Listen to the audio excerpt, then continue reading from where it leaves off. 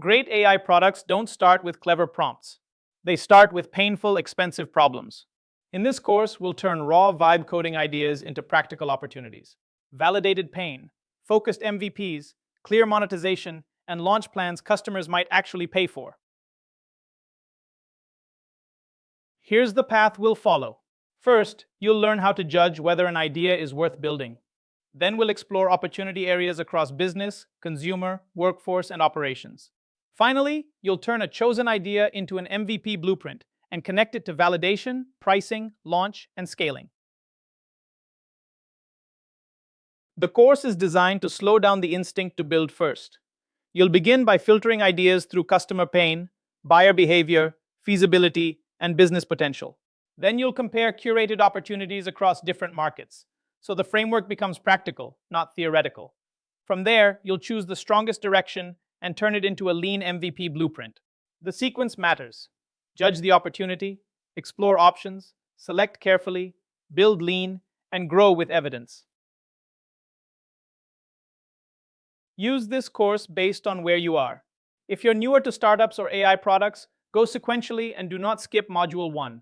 If you're intermediate, compare opportunities across Modules 2 through 4, but keep returning to the selection framework. If you're advanced, jump to the product ideas or MVP planning areas you need. Throughout the course, keep an opportunity notebook. Capture pain points, buyers, MVP ideas, pricing assumptions, and validation questions. After each idea, ask, who pays, why now, and what can I build quickly? Then reflect and research before continuing. Now we move from orientation into judgment. In AI vibe coding, building is getting easier, but choosing what to build is still the hard part. A worthy product idea usually shows 3 signals. The pain is intense.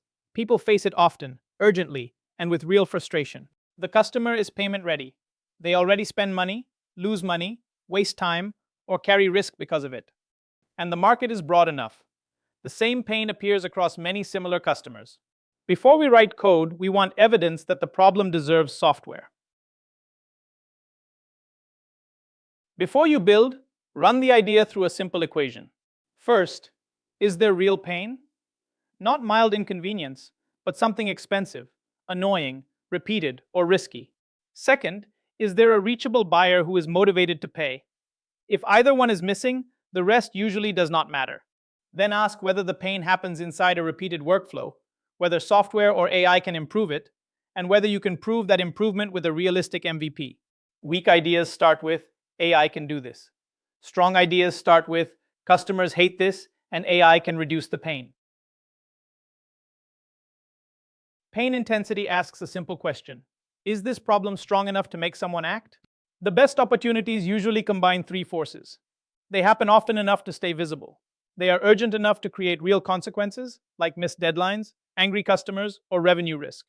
And they create friction, manual work, confusion, stress, repetition, or cost. If only one force is present, the problem may be annoying, but easy to ignore. When all 3 overlap, users start searching for relief.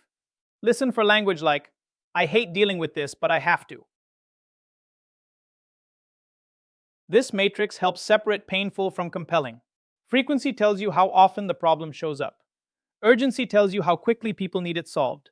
When both are high, you often have a strong opportunity, because the pain is repeated and hard to ignore. High frequency with lower urgency can still work as an efficiency play if the savings are meaningful. Low frequency with high urgency can work when the stakes are serious, like legal, financial, health, or compliance risk. Low frequency and low urgency is usually weak. People may agree it matters, but they will not prioritize it. Payment readiness is the difference between curiosity and urgency. A curious user says, that's neat, but has no reason to act now. A ready buyer can point to a cost, wasted hours, missed revenue, churn, compliance risk, or a deadline. They may already be paying for staff, contractors, consultants, or tools to manage the problem. Your product does not need to invent a new budget. It can replace, reduce, or improve an existing cost. The closer the value is to money, time, risk, or growth, the faster buyers tend to move. In business purchases, the person using the product is often not the person paying for it. The user feels the workflow pain every day. The buyer controls the budget and decides whether the solution is worth funding. The pain owner is accountable for the outcome if nothing improves. In a clinic, front desk staff might use an intake assistant, the clinic owner might pay, and the office manager might own documentation quality. Strong ideas connect all three. If the buyer does not care about the pain, even a useful product can struggle. Market breadth is about proving the pain is not a one-off complaint. Ask whether many people experience a similar version of the same workflow problem, even across different segments. Manual paperwork chaos, for example, can affect clinics, property managers, parents, small businesses, and advisors. The details differ, but the underlying struggle repeats. That pattern matters. A strong early market does not have to be huge and generic. It can be a tight niche, as long as enough similar customers share the pain and are reachable. Beginners often think bigger means better, an AI assistant for every small business. But broad ideas are hard to validate because the customer, workflow, and value are vague. A stronger move is to enter through a sharp niche, like compliance tracking for small dental clinics. That niche gives you clearer conversations, tighter copy, a smaller MVP, and faster proof that people will pay. Then you can expand from the same underlying pain into nearby markets, healthcare clinics, then regulated service businesses. The question is not, is this niche small? It is, can this niche become a wedge? Founder excitement matters because it gives you energy to investigate. But excitement is not validation. Before committing, look for market traces, complaints in reviews and communities, messy spreadsheets, templates, agencies, job postings, budgets, bad paid tools, repeated niche questions, or deadlines people cannot ignore.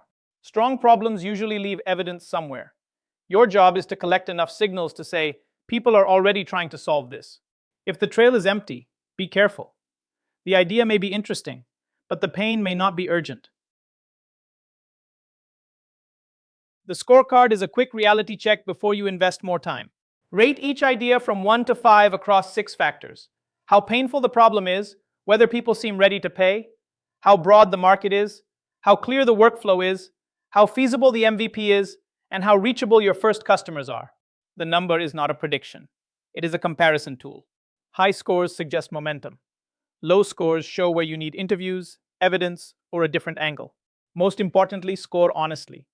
The goal is not to defend your favorite idea. It is to find the strongest one. Your job is not to prove an idea is exciting. It is to prove the problem is worth solving. Start with real pain. Check whether that pain already costs money, time, risk, or opportunity. Then look for enough similar customers who share it. Pick one idea now and score it. Next, we'll test whether AI creates a true advantage.